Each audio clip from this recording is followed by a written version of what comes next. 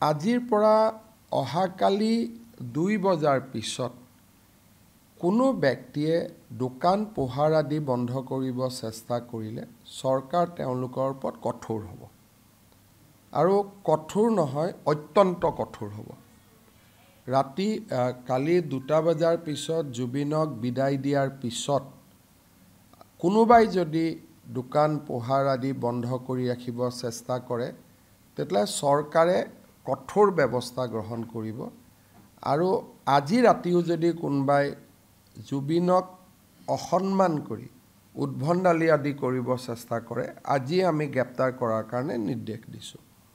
We will not allow anybody to take the law into their own hands. আৰু মই ব্যৱসায়ীসকলক আহ্বান জনাম যে অহাকালি 2 বজাৰ পিছত আপোনালোকে সুন্দৰ কৰি ব্যৱসায়বিলাক আৰম্ভ কৰক। অসম চৰকাৰ আপোনালোকৰ লগত আছে আৰু যোৱা কেইটামান দিনত জুবিনক সম্পূৰ্ণভাৱে অসন্মান জনায় যিসকলে অত্যাচাৰ আদি কৰাৰ চেষ্টা কৰিছিল তেওঁলোকৰ ভিডিঅ'গ্ৰাফি আমি কৰিছোঁ। লাহে লাহে পুলিচে তেওঁলোকক গ্ৰেপ্তাৰ কৰা কামো আৰম্ভ কৰিব। কাৰণ জুবিন জনতাৰ শিল্পী আছিল, জুবিন উশৃংখল মানুহৰ প্ৰতিনিধি নাছিলে। সেইকাৰণে আমি ইতিমধ্যে ভিডিঅ'গ্ৰাফি যেনেকৈ কা আন্দোলন কৰা ভিডিঅ' পিছত আমি ভিডিঅ'গ্ৰাফ কৰা ল'ৰাবিলাকক পিছত আমি বহুত দিনলৈ তেওঁলোক আজিও কোৰ্ট কাছাৰীত গৈ আছে। Will take strong and strictest possible action. কাৰণ এই ল'ৰাকেইজনৰ কাৰণে গুৱাহাটীৰ বা অসমৰ যিসকল জুবিন অনুৰাগী তেওঁলোক সৰু সজাইত আহিব পৰা নাছিল।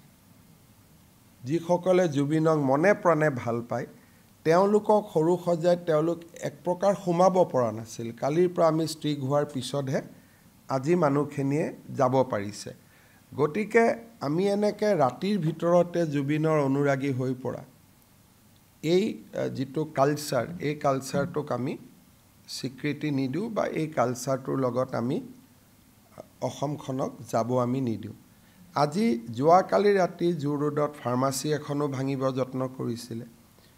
এইবিলাক কেতিয়াও মানি ল'ব পৰা কথা নহয় আৰু এই কথাবিলাক এতিয়া আমি অহাকালি ৰাতি বিয়লি 2 বজাৰ পৰা আমি কঠোৰ হাতেৰে দমন কৰিম আৰু এই কাম আমি হ'ব নিদিওঁ।